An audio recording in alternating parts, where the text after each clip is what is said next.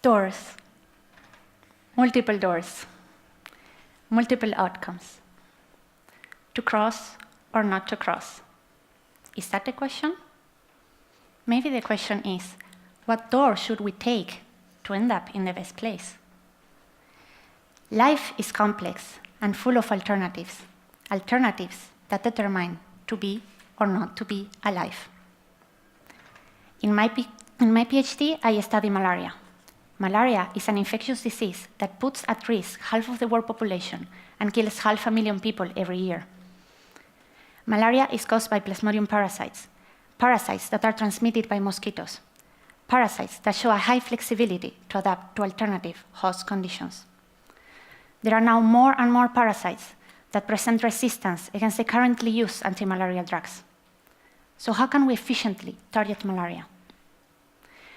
I want to understand the metabolism of the malaria parasites and how it changes to adapt to the alternative host conditions.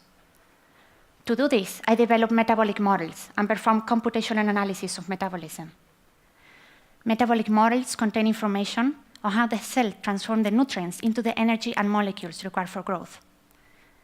In my computational analysis, I study all alternative metabolic states and identify essential elements in metabolism that allow survival of the parasites, like, for instance, what are the nutrients that the parasites need to take from the host cells. But how does my research differ from what other people have done before?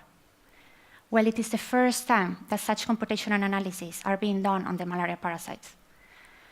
My hypotheses are driving the experiments, and our collaborators now know what to look for and how to target it more efficiently. This is a so-called combined experimental and computational strategy.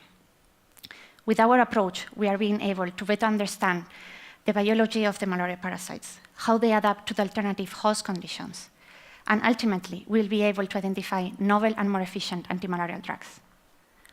So, no matter what door the malaria parasites will take, we will be waiting behind all of them. Thank you.